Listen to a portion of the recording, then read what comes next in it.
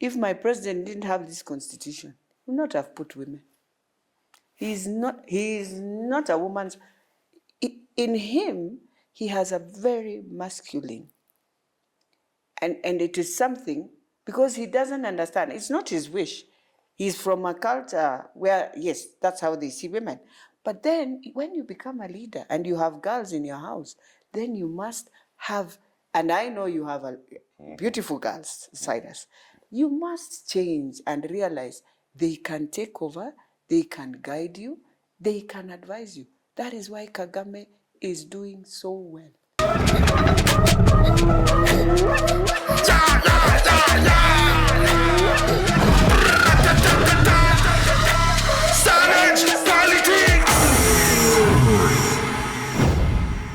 Today we have the Member of Parliament for Dagoretti North, Honorable Beatrice Elachi, a leader who is making a mark in this city of ours. We'll have a general conversation on the happenings of the country and the world at large. She's one of the leaders Kenya is looking at to provide leadership. Welcome, Madam Beatrice Elachi. Thank you, Cyrus, and good morning. Good morning. I asked you for this chat because, one, Beatrice Elachi, you came into politics in a very interesting way. And you looked extremely soft. But interesting enough, you have been able to hold on to your constituency consecutively, meaning you are providing proper leadership. Secondly, being a woman, I would really want to understand what is the difference in leadership style that women offer and men offer, because I can see you've been very successful. You're not alone. We have seen maybe Millie also being elected many times, meaning some of you, the kind of leadership you're offering the grassroots might be the leadership we need at the national level. So maybe you'll start by giving us an insight into why you have been such a successful Member of Parliament, and without too much noise, but you're effective. Oh, thank you, Cyrus, and it's good to see you. Thank you. In the year 20, you look good though, so it means you're doing something good to yourself. But then, yes, I think what I'll start by saying is that I had an opportunity to start my political life within a process of meeting good women, I think, who trained me, and I became, first of all, their consultant for KEWOPA at that time. KEWOPA is the Kenya Women Parliamentary Association. And you remember at that time, Ngilu, Martha, Beth Mugo were the women then. And so they gave me an opportunity to work with them in their constituencies. So I would go and see in Gishogu, I'll see in Kitui how Ngilu is doing. And I think from there, having worked with them and then coming in as a strategist, working with the political leaders and then the president, the former president, I think that is what has given me a better platform to come and understand how can you run your constituency in a way that you can, with all the challenges we face, but we are able to deliver. So you find that after that, I was nominated as a senator in Nairobi. So I learned a lot also in Nairobi. Then I became their speaker. When I became the speaker, I think that is where now I learned Nairobi with all the intrigues of Nairobi. And it's when I realized you can change Nairobi, but there are so many things you have to look at. And I realized Nairobi, in the days when it started, many people employed their family members, their relatives. So it's a place where you have a lot of people who are family members. And so when you go and touch one, they gang up to protect each other. So if you're coming in with the new system of counties, then at that time, Governor Kidero, if he knew, that is when he would have started now changing the Nairobi County into a different for it to understand where we are. So I think those are the challenges we face today. But however, coming now to Dagoretti North, where I am. So I vied the first time. I know I lost. I got 36,000 votes. I lost. I decided, let me just continue with them. When Simba now left to go become governor, I said, let me go back and see. But for the last 2 years, I think I have seen progress. We have brought in a lot of change.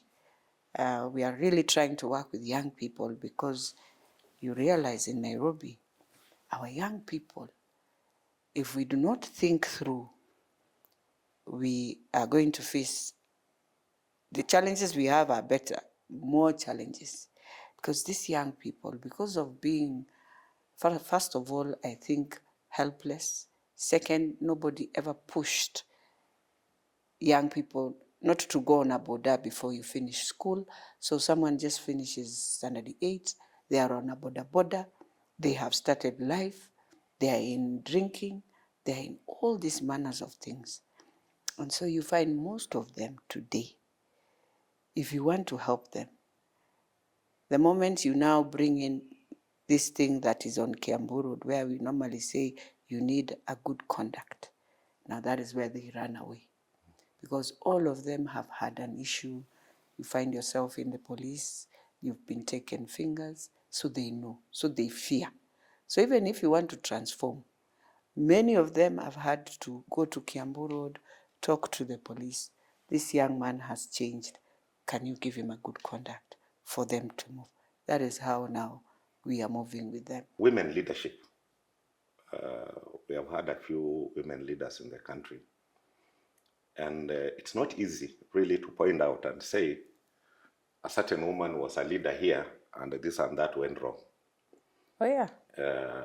They seem to have that passion, and emotionally they seem to get really attached to their constituents or whoever they're in charge of. Is it because of the nature of a woman as a mother? Because we've seen, look at a place like Tanzania. Things changed immediately. Samia took over. Mm-hmm. We were also seeing Shalif. She did very well. Today you can find again the country seems to be having problems and might be going to back to where Taylor had put it. Yeah. So why is it so hard for the normal Kenyan to see that we can take a gamble which has a higher success rate in women leadership? Well, one of the things I think we need to, and thank you for that. And I know last elections you were very passionate. You wanted to see us women taking over. You really pushed for Martha, but then she got the deputy, and that is what happened. But more importantly is that when I look at the new constitution, I realize women had two platforms that Kenyans felt it will help them to propel them. Because you realize in some of the regions, if it was not of the women rep seat, you will never see a woman. So, and unfortunately, even in Western Province, we have that problem. But then when I look at Eastern Province, it is the same. If we never had that woman rep seat, you'll never see a woman from Eastern Province in any position, except when we had Sophia in Garissa getting a seat, and you can imagine they came and removed her. So one of the things I look at and I say this new constitution can help us to see even women becoming president in Kenya is now when women are vying for governorship. So when you look today, the people we hear who are doing better, and if you walk into their counties, you will feel, for example, if you go to Homa Bay today, when you look at what the former governor did and what Wanga has done, then you'll realize, yes, there's a difference between male and female in terms of their leadership. Because women, we are judged so harshly. So you will want to work so hard, never to be judged. And I know even as much as you'll do all these good things, if you do one mistake, that is what will take you home. So that is one thing. But for me, I know with the challenges we have faced, today, Kenya is ready for a woman. It is this woman who needs to come out and convince Kenyans. The challenge we all face is that our campaigns are the most expensive campaigns in the world.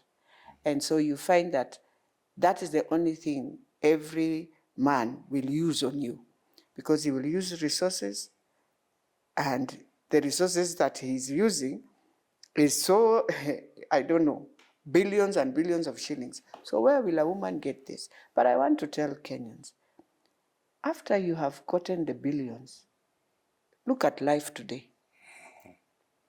After COVID, we needed a woman to take over Kenya because we had come from a crisis where you needed someone who will come in as a leader, yes, but with a motherly thinking, with empathy, that we are not just coming from, we are coming from a pandemic that has washed away many people in terms of their businesses, in terms of work, and so we were so down.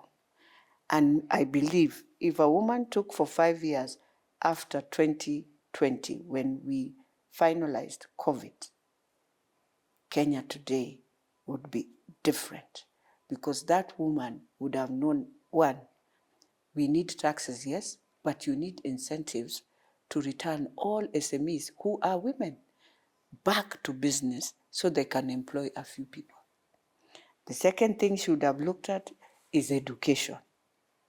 That is what is killing now every parent in this country. That today, when I look at the education, first of all, when you look at the whole of East Africa, it's only in Kenya where we change education at any given time.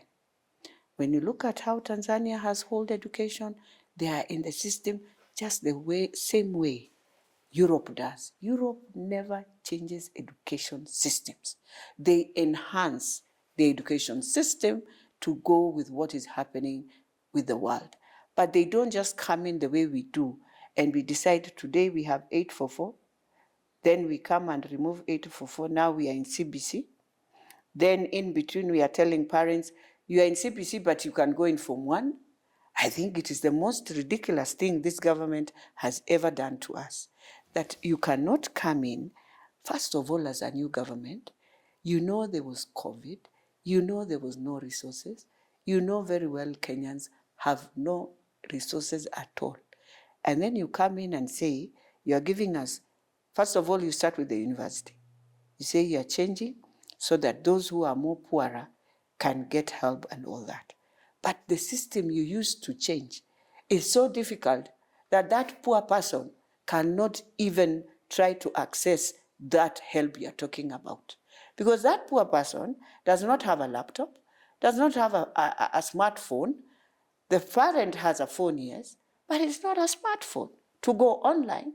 So she or he has to walk into a cyber somewhere, fill in, pay money to the cyber, for him now to get help, for him now to join university, for her now to find herself in a university that is private, yet she had grades to go to a public university. So the same government takes this child who is very poor to a private university, and when she gets her help, she gets so less than what she would have gotten if she's in a public university.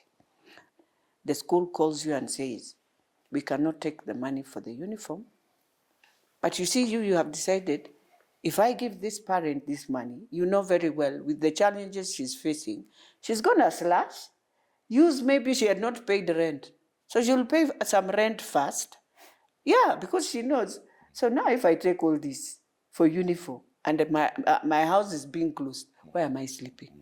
So those are the challenges now we are facing in this education system. Now the worst was just when they said each school or each parent has to pay on eCitizen. So do you know I have to go online? Even those who are sponsoring, will they go online? And that is why I'm saying it is the wrong idea. And I want to tell the president, this one, you are killing many children who cannot understand this thing called eCitizen. And anyway, how is the school going to pay electricity? So they're going to wait for Treasury to give them money? water. Those who are using firewood, so how are they going to pay this mama? Those who are using milk from outside, and yet we were told this is a government that will help the poor. Meaning, if I am a mama in the rural, I can go and sell my cabbage in school. So what happens? What happens? You can imagine the crisis we have created ourselves. And if you ask the government, do we have a problem in this? You wonder what they will tell us. They have come in the same schools, no child has now a health cover because we have changed again NHIF. But we did not change it seamlessly to ensure that they can continue going to hospital. When you arrive in hospital, I get the new card, I hand over my old card. That would have been the best way of doing all these things. So these are the challenges we are saying. What is the really issue with the woman gender? That they cannot promote their own, that they require that you spend money on them for them to vote for you. Well, you see, Cyrus, culture is very interesting. And I think the good thing, it evolves. So I'm happy it is evolving. Today, you find that many women are the ones taking care of children. Many women are the ones who are managing homes. And I'm hoping that will now trigger them to think that, yes, we need women leadership. And we know that when a woman is in any position, they can do well. But then it will be wrong for me not to say also this to our women, to us who are in this leadership. In this leadership, as women, we cannot also change and become men. You cannot be a woman in leadership and decide that you will run your constituency the way men run their constituencies. So you must have a motherly touch. Yes, so that is one thing. And I want to tell even the governors, I can see we have counties where we have women who are like Nakuru. We have more women than the men now, which is good. But they have to prove that they can work together, regardless of the challenges they are facing, and they can face each other and say, this is wrong, and you can listen and do it. Because men will look at that. And that is what will force now, again, the citizens to say, when we have them, many of them, again, we have a lot of fights and all that. So that has to stop. And the other thing we should be saying, when we are women, I know we are not homogeneous though. No. So we can find ourselves in some funny fights, which is okay. But then can we do it in a better way, in a closed room? Because we are in leadership. And you are going to lead everyone. You're going to lead women, you're going to lead men. And when we are in this leadership, just know you're a leader. Yes, the same way we are in a family, a father and a mother. There are those rules that we have. It's the same way. So I can never go and change and say, oh, because I have a masculine hand and no, you lose on that one. So as a woman, you must always just remain yourself, be yourself. And that's one thing I always tell people, when you talk of equality, there's equality that we must respect.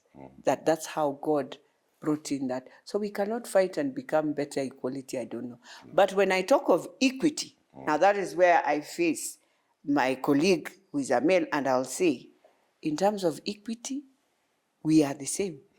And we have to do it together for the purpose of development and growing the nation together.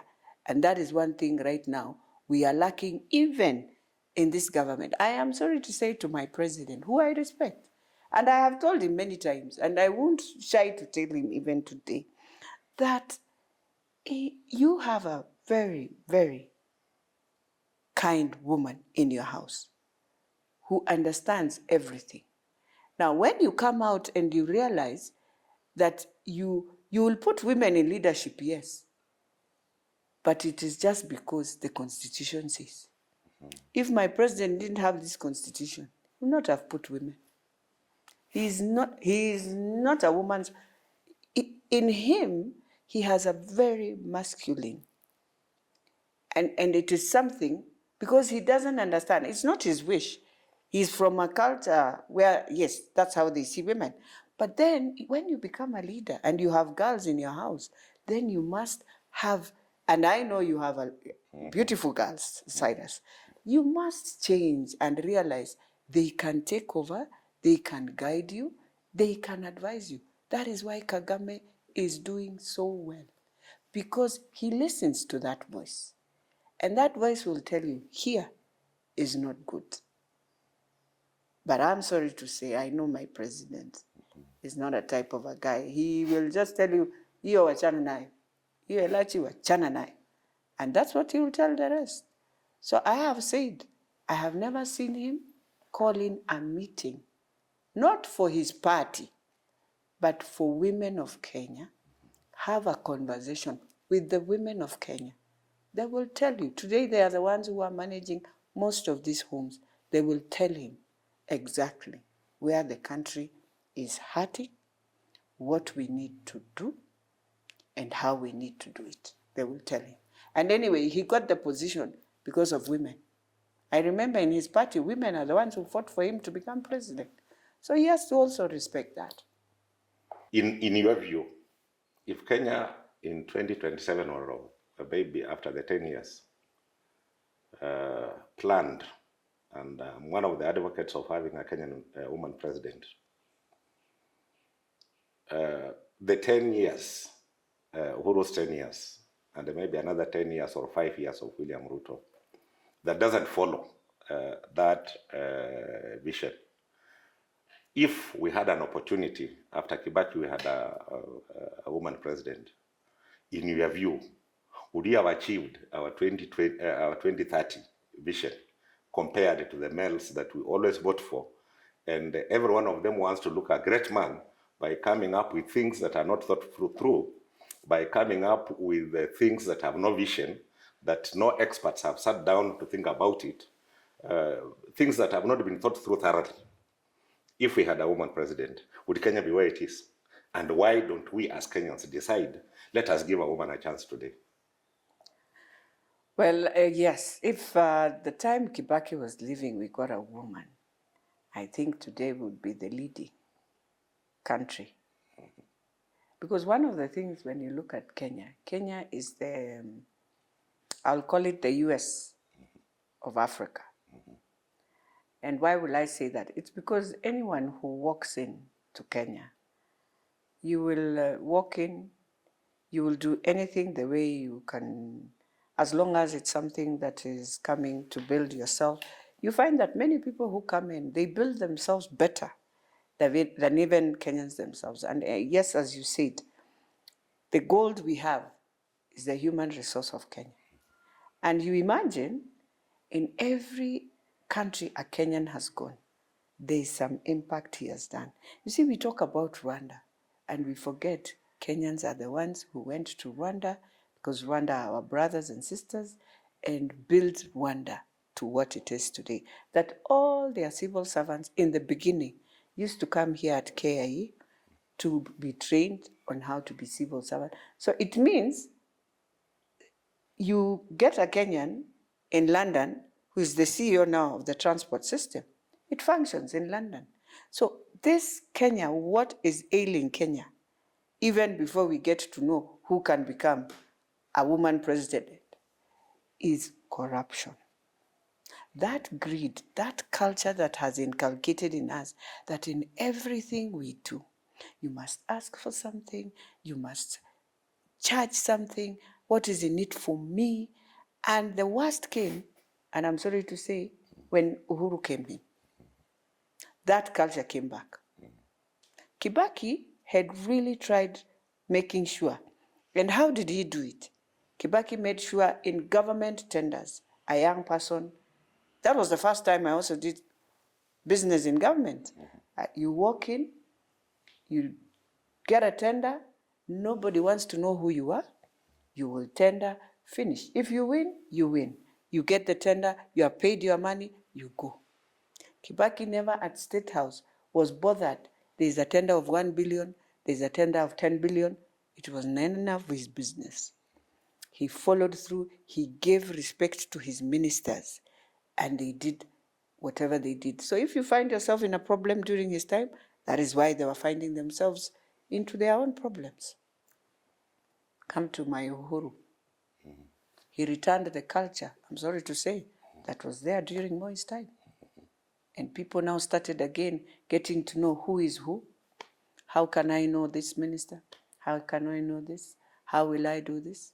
How will I? And it's because when you engage both of you in business, that is what made Uhuru and Ruto find themselves in the challenges they had. So for me, as a woman president coming in, and we have many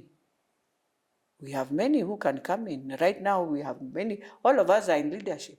If God gives us, we will lead the country, and we will lead the country well. But then we must ask ourselves, with what you have just asked me, in these 10 years, now we are entering 15 for devolution. Did we take the cancer to the devolved units?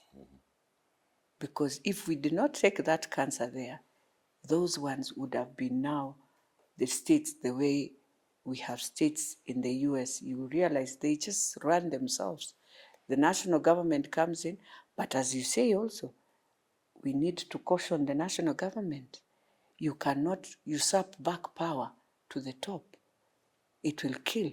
And even right now, I have an amendment. I want education to be a joint venture so that we help each other. Because right now, you can see the governors are spending. The other day, we went to launch. When a governor is spending nearly R1 billion shillings on education, and it is not a devolved function, that is a very dangerous thing, but it is needed. So we have to have it as a joint venture and put in clear guidelines on how we must work together on the education system. The same way with Nairobi now, we have food, we have all that. If we don't amend that, another time it will bring issues to the governor because it is not a devolved function. So that is one amendment I am really pushing to see we have. But then we have to ask ourselves very critical questions as a country.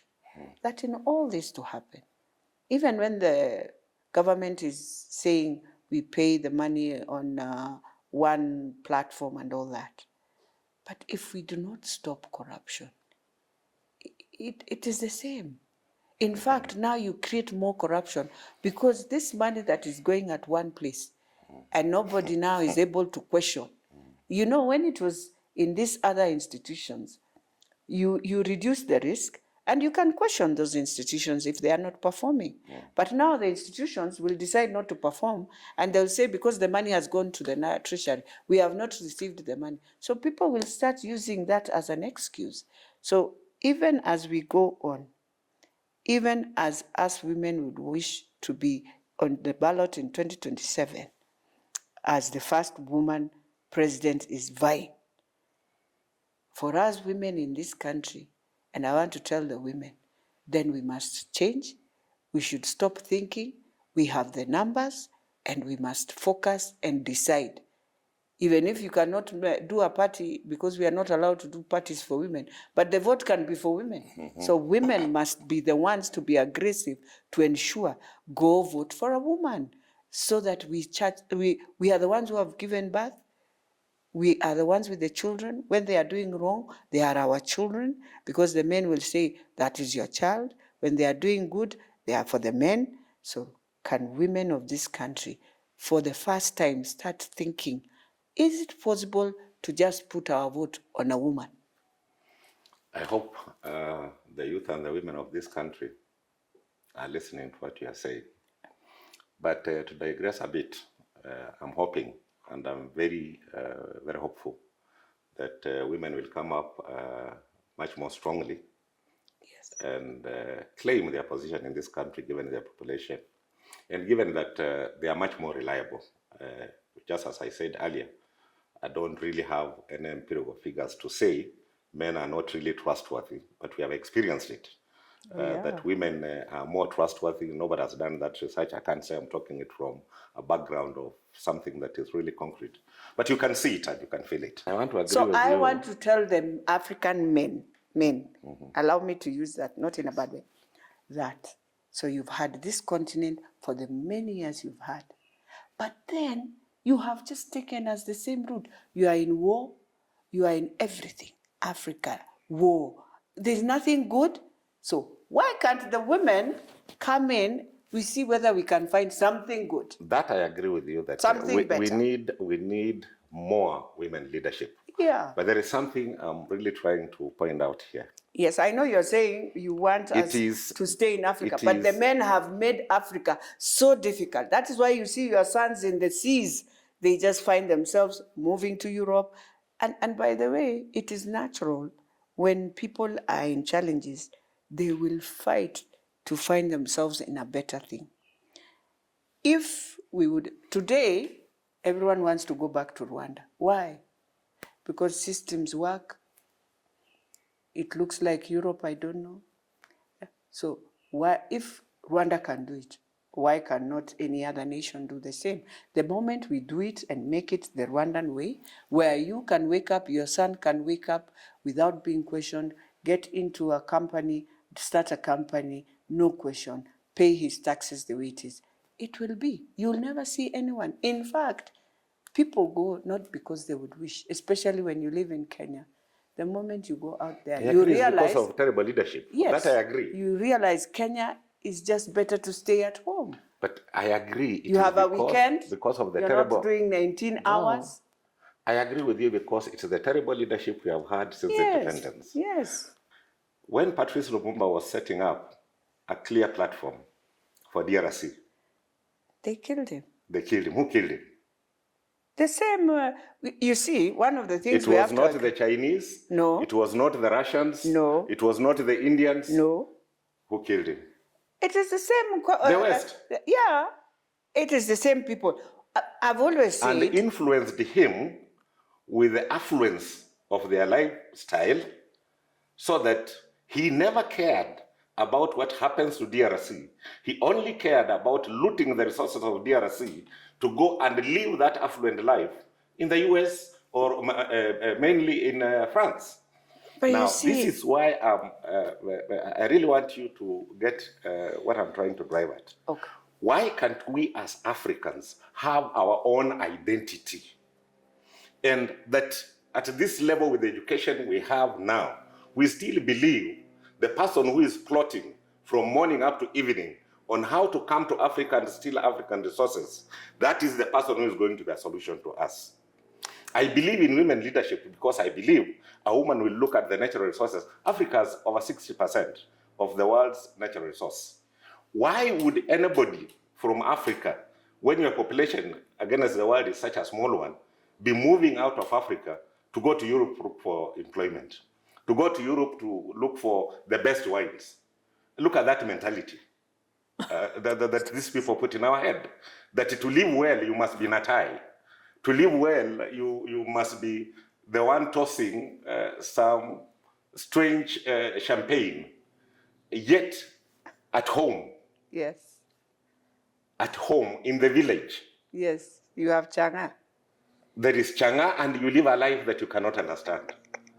And I thought, why I'm really a proponent of women leadership, I thought that motherliness in you will say, no, even if in my home I don't have a nice bed to sleep on, I sleep on the floor. It is my home. I want to build it. I want my own identity. I want my children to grow as Africans, thinking about solutions created locally, to create employment, to do all these things. In any event, we have all the resources. What are we looking for? If we have all the resources, we are looking for entrepreneurship, taking calculated risks. We are looking for capital, isn't it? Yeah. The labor is abundant. So why don't we look for these three? In fact, two. Just one is education. The other one is just capital, which is equipment. And there is, you can buy technology from anywhere. Turn our resources into everything. I had somebody say that, oh, you can never develop a country from borrowing. I'm wondering which country has ever developed out of taxation. A country develops out of industrialization. Yeah. A country develops out of exploiting its natural resources. A country develops best on exploitation of its labor by employing it to be relevant. We have the natural resources.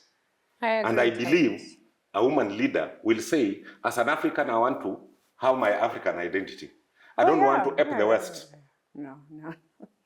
And I have even seen you coming up with dressing styles as ladies that is African. Yeah. Why aren't we pushing the dream of Kwame Nkrumah, One Africa, with its own identity? Mzee Julius Nyerere, thinking of an African and talking about Opeperiwa Venesi, merchants of Venice. We have gone back to the same merchants and we expect a solution from them. Okay. I agree, the African identity. I agree that it is up to us to come up with our local solutions, just the way the West also have their local solutions, and that's what many of them. Very good, local solution. And you realize they have ensured, let's say, for example, Russia, Germany, where they've ensured even the language is theirs. They will not find themselves forcing themselves. Chinese, they will never force themselves to speak. They'll speak in their language, communicate. It's up to you to translate it and make it work. For Africa, Cyrus, as we look for that identity, we need friends. Yeah.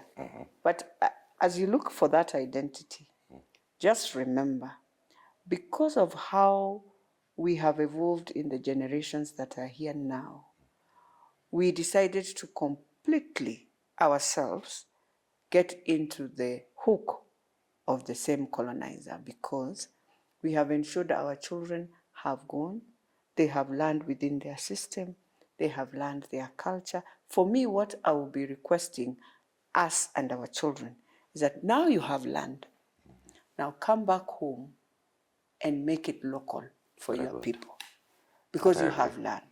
But do not now adapt what you know very well cannot work for Africa and tell us. You see, for now, and allow me, I know it's a very sensitive topic, but I always say this even if I go where. As a woman, an African woman, look at how I have fought just to understand how to get to where you are in any decision, or even just going to school, or even just moving. And then now you come and bring a culture, and you want to tell me now, a masculine person can walk in and just do exactly what me, who has been fighting for this space, be given this space. And I tell them that cannot work to any woman, not just an African woman, any woman. So if you agree you want to do these things, fine, do them, but it's personal. Do not force it as a right. It is not a right, because you are undermining my right as a woman, especially a right of a black woman. You undermine beyond when you do such things. So even as we move, because as I see how we are moving, if we don't talk about it openly, then we are going to find ourselves in a crisis. And because our children look at things, today technology functions more than any other. So you find it is the one that decides, today I'm on YouTube, tomorrow I'm in Facebook, tomorrow is this, and the globe has become a village. We are learning all these things. But as you say, our identity must remain. That identity must go with culture. Culture that is positive to the things that we want to achieve. There's some culture I agree is terrible, like women's circumcision. That's terrible. Absolutely. But there is also some culture which you are talking about, yes, which we should not allow anybody to impose on us. And that's why you cannot come and say, do not circumcise a woman, and here you are allowing another woman to move on. It does not work. It does not work. Yes. Secondly, the problem that we face as Africans, it has nothing to do with those things. What we want is development. Exactly. What we want is employment. Yes. Now, as African leader, you a woman, if you look at the world, the economy of the world today is driven, over 50% is driven by just two countries. Yeah. Just two. And the US is not one of them. No. It is China and India. which is driving over 50% of the economy of the world. Yes. Why won't we agree to learn from those? India was colonized like us. They have learned their way. They went the cottage industry way. Their population is high. There is disparity in India, bad disparity between the rich and the poor, which somebody can think through and correct that. Why don't we look at China, which was nothing yesterday? Russia never colonized anybody anyway. Them, they were just expanding their territory. And that is why language is a problem, and that we have done very little business with Russia because of language. Why don't we start looking at these other possibilities, other than locking our mind on somebody that you can clearly diagnose and see he went and created World Bank to colonize me again financially so that he can continue exploiting my resources, so that he can do ABCD. We find other alternatives. And I believe in a woman leadership, there'll be that genuineness, because I don't believe that there is a woman in Africa who wants to do what Mobutu did. No. Which most of us, the male, species, I don't know what is inside us, but we have savagely destroyed our continent by trying to live a life of my master, my colonizer, at the expense. And literally in Africa, the leadership has been used to perpetuate slavery. Yes. Dependency. Yeah. Showing you that you can live affluence. And even our children believing the only way to live well is to live like the way America lives. Yes, and to talk good English. And talk very good English and with a twang. Yeah. Then you look more important. More English than the English. Identity for the African person. Association with those that have goodwill for us. Not those that come and they talk very nicely, but with a knife at the back. Okay. And then their own savageness is carried forward in African leadership by saying, I'll support so-and-so because he does what I want. Well, this is something, but the African Union should also look at it. As they call themselves, the African Union, yes. They must rethink, and I'm sorry to say, rethink Gaddafi way.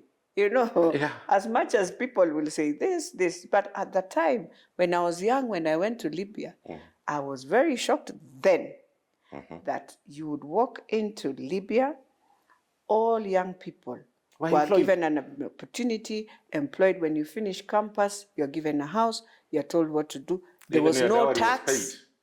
There was no tax. And I think fuel then in Libya, they were charging, was it 3 shillings or 5 shillings? Equivalent. Yes, very less. But anyway, that's another story of another day. The African leaders, as I will say, I have looked at very many documentaries, a very sad story, as you see, because today you'll find it is when you are at the top, and I'll give examples. I've seen a documentary of Zimbabwe, I've seen a documentary of Namibia, I've seen how leaders, you'll come in as an investor, and this guy would walk into Zimbabwe, he flew, and it's just recent, Emirates. He would go in the morning with gold to Dubai. Just at the airport of Dubai, that's where the other investor will come and pick, and he flies back, and it is a racket where you see definitely there is the top, and there's dots. So you realize it's not just Zimbabwe, even in our country. That is how we are operating. That if you find people who are taking advantage of the country, the leadership at the top has agreed. As members of parliament, you have a lot of power. Yes. What has happened to our parliament? Do we need it? Well, I remember before we started the discussion, we had a tete-a-tete, and somebody said, we don't need parliament. And I said, it cannot work. You'll have more anarchy, because why you have parliament is because of representation of the different interests across the country. Across the country, but also different citizens and their cultures. And so Parliament now brings in the country. It symbolizes this is Kenya for you. It's actually supposed to create accountability. Yeah, I was coming there. I was just trying to now say it so that people, we stop first discussing, do we need Parliament? You need Parliament, because that's the only place you'll find everyone on the table representing different constituencies to bring that map of Kenya. But having said that, you see, Parliament also goes with its leadership. And I will tell you, the most saddest thing now in Parliament is, first of all, the leadership that is there. You see, when Duale was the majority leader, Badi was the minority leader. Yes, they had their own issues, but at given time, as the institution Parliament, they would sit down and bring now Parliament together. And during Duale's time, you would never joke with Parliament. Yes, as much as he was the leader of majority for government, he knew at what point a CS can joke with Parliament and at what point the CS will be punished by Parliament. Now, the challenge we are facing now, we have majority leader Ishungwa, we have my minority leader Wandai. One thing I need to tell them, the year 2024, you must sit down and discuss Parliament. You are not majority and minority leader for the parties alone. You are majority, minority leader to ensure the House functions, and the House cannot be undermined because you are the ones in leadership. And if they do not take that mantle that way, then that House will be undermined. Yet, Kenyans empowered Parliament. We are the House that does budget. We can decide to give you budget or not. But now, because we are using this thing of numbers, which is used very wrongly, you make Parliament to become now the begging unit, yet you have given them money. You are the one who has given money, then you become a beggar. It cannot work in the year 2024. And if they will not manage, we will go to manage it for them. We are going to refuse those things. And we are going to completely say, you are either leading us as Parliament, not as Parliament of the executive or of the judiciary, as Parliament, as an arm of government that is independent, has its powers, has separation completely. We do the laws, we agree on what you want to budget for, and we give you. You go and implement, and we meet at that. That is when we shall have a Parliament that can now understand why Kenyans gave us their power. The challenge we face is that. The second thing now we face, which we need even as members, this tokenism, it does not work. You're just now speaking the truth there. Yeah, exactly that's where the problem is. I've been given 100,000, so I'll just come and just decide a law that is just going to kill the country. We must stop. And I want to tell Kenyans, it is time also, be very strict to your members. Yes, if you find a member who is just dancing on the tune that is wrong, I'm not saying you make government not to function.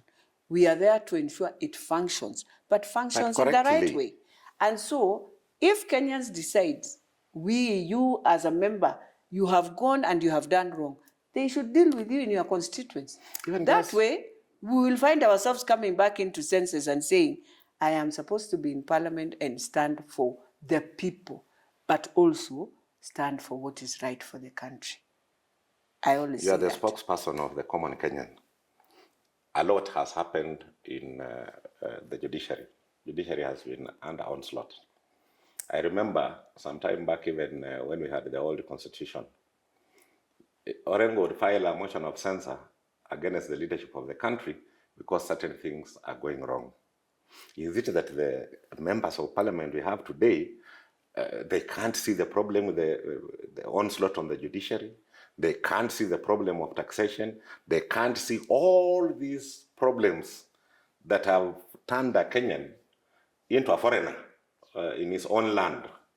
And that even he can be told, choose. If you don't want to live in Kenya, you can take off and go. Well, and as the leadership that is supposed to be protecting these people cannot even just come up, protect the judiciary, protect the citizen, even just a motion of censure on some pronouncements. What went wrong with Parliament? You want to tell me just tokenism, somebody giving 100, 200,000, you totally sell your soul, and then quietly you are busy complaining? What kind of quality of leadership do we have in the Parliament today? In your assessment, you are there. No, we've gone down.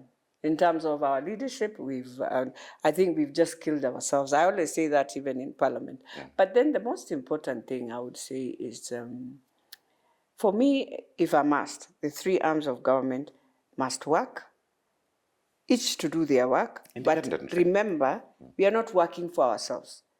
We are working for the country. So do not also overprotect each of your arms. And then you find yourself in a quagmire like the one we had started in the year. And most of us came out and say, you cannot start the year 2024.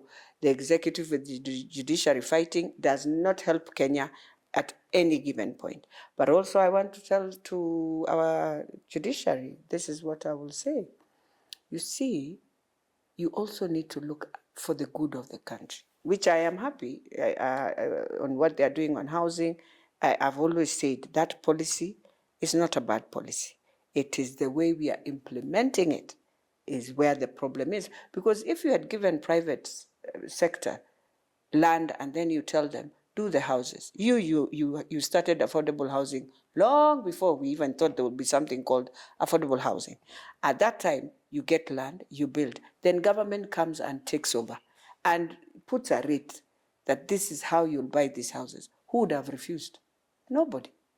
But now when you come and force people to pay for houses, not just forcing, it's not even forcing. On public land. You are, first of all, you have started a very good idea, but the money you are taking, you have not even created where it is going. Mm-hmm. So you are just deducting us. Where is the fund going? Mm-hmm. If we ask today, how much have we contributed? Will we be given answers? Who is the beneficiary of it at the end of the day? Then, the money is public, the land is public, and somebody else benefits. And then the worst is, we are saying we want to give it to the poor, to help those who don't have houses. How have we known those who don't have houses? Mm-hmm. How do we have data? Mm-hmm. Then you say, go to Boma Yangu and buy it. Even me, I'll go to Boma Yangu. I will buy 10 of them. Mm-hmm. So have you helped the poor? Have you removed this person from this stage to this? That is my problem. And then I felt the civil servants who had 2 years to retire, why would they go into this? Because they only have 2 years. Mm-hmm. How I wish we exempted them. How I wish we agreed on the policy and put it in the finance bill, but give ourselves 2 years to reorganize everything, and then now restart the program. That way would have been better. So for me, what Parliament has done what we have done wrong to Kenyans as parliamentarians, because I'm one, is that we have decided we fear a lot to face the truth. We have decided, Kenyans, like this thing of education. Why? It is for us, Parliament, to just stop this thing and say, we will follow this process. But we fear. We have come to a place now, instead of doing what is right, we are following the song that is wrong every day. And if a few of us come out, people will just say, oh yeah, Elachi, you can say, but we will continue doing. But I am soon going to tell Baba, Baba, you have also many constituencies and many counties. And Baba, by the way, is the one who lives in all cities. What about if we decide in these cities you're not going to do that? Who will stop us? But it will be anarchy. That is why we have to go back in Parliament and all members to agree. Let us run our anarchy when you don't respect the rule of law. Exactly. What do you call it? Yeah. It's called anarchy. Yes. But I'm wondering. And so I know you will question that because you were in Parliament once. At that time you guys were open, tough. But the good thing with that was you sat down with the ministers in the same house. And so they will not bring that stupidity. Today, why we are facing this and what we needed to have changed, and you remember, we said with BBI, bring these ministers back in the house the way it is done in all across the world. And because when you are building a country, you're better off having your ministers in parliament because you'll question. So today I'll be questioning the CS, where did you get that policy you want to start? It is going, and he will listen. And we will help him in parliament to say, we are changing it to do this and this. But you see now, somebody is in the other side, decides everything, goes into a cabinet meeting, comes with a cabinet paper, and they say now cabinet has decided. And this is what is ailing Kenya. We were not ready. We were ready for a new constitution, but we were not ready to remove ministers from the house to go and work the way we think. That is what has brought all these challenges. Now, with this kind of scenario, where we have a constitution that Parliament has neglected to take its role seriously, the executive is muzzling everybody. Parliament is under its armpits. The actual government itself is run from a single point. You find the counties are crying, the judiciary is under attack. If members of parliament can't really take their role seriously, and that you are representative of the common Kenyans, what is the suggestion? You think Kenyans now themselves should take the law into their hands and then go to the streets and say, you have failed us. Parliament, okay, you have failed us. The executive, you have failed us. Judiciary will survive because they are still resisting and at least following the law to a certain extent. There are those that get intimidated and are afraid, but a majority of the judiciary stand firm because even the Chief Justice has no power over the judgment of another judge. So the judiciary has that flexibility where a judge can sit and make his decision, and it is not that you'll go and blame the Chief Justice and say, no, because your decision is independent. Yes. Now, the biggest problem is two arms of government, Parliament and executive. What do you expect Kenyans to do? Kenyans themselves, if you are in pain, come out of the street. Come. And I know today, very soon they will come out. Without me, without you, they will come out to agitate. Because where we have pushed them now, it's at the wall. He has no breathing space. She has no breathing space. She's wondering what to do next. But then the judiciary, as you say, I like the judges and I appreciate that they are firm. Whatever ruling they give, fine. It's up to us to think through and make it right. But then, as you say, and I want to say, it is true. Parliament, we are down. I am hoping the year 2024, as we go back, because you remember we are on recess, we shall be able to work around and see, are we able to do a better job for the year 2024? But I know we will have many who are going to stand with the citizens. Can we as Kenyans sit down and think clearly and properly? And why have we refused to invest in good thinking? Surely, just in proper thinking, to understand that our solution is not in World Bank, our solution is not in whatever institutions they are calling, our solution is with ourselves. It is here with ourselves. I'm hoping you will take the lead. You are capable of being the president of this country. Okay. Why are you looking down upon yourself? Well, from your mouth to God's ear. Leave it there. You are capable, Beatrice. We leave it there. No, I'm not saying we are not capable. I am capable.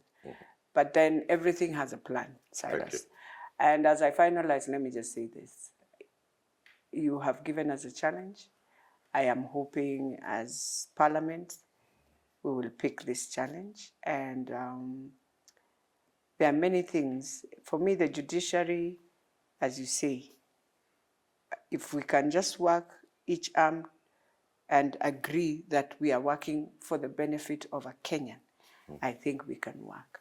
I know the challenge we are going to face is that, and I have said this again and I'll say, until we will agree that this constitution, there was a purpose of why we said we shall have 3 arms of government with separate powers, and each arm to respect those powers. That is when we will have to work better. But if one arm feels it wants to take something from Parliament, another thing from judiciary, then we will have conflict always. So I'll just say it is important for us to respect what Kenyans voted for during the constitution referendum, separation of powers. We devolved powers from the executive so that things can work smoothly and so that we don't get back into this anarchy we are about to go to.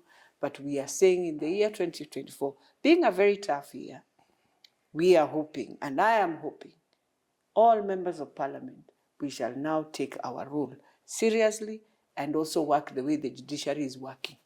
That if we decide this is right for Kenya, fine.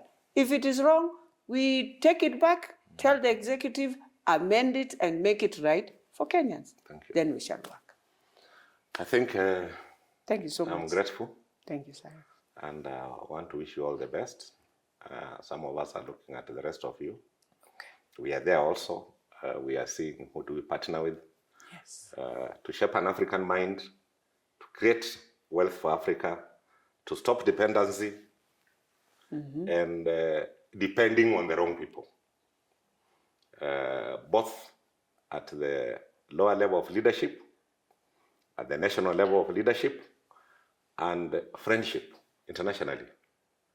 We must not allow ourselves to be recolonized while we are seeing, to be returned into another stage where we had passed, by just respecting the rule of law and a vision. If you want to amend it, subject it to the best brains around. We have the brains. Yes. Come up with a vision. Let us have an African identity. Let us have our own program. Africa, as I've told you, controls over 60% of the world's natural resources. It is embarrassing because of poor leadership that Africa has perpetuated, that has been dependent on affluence and influence of other people, that we are where we are at this time. I want to wish you all the best, and you're one of the women we are looking at in this country. Thank you. And the women of Kenya, awaken yourself. Get out there, support women leadership. Asante.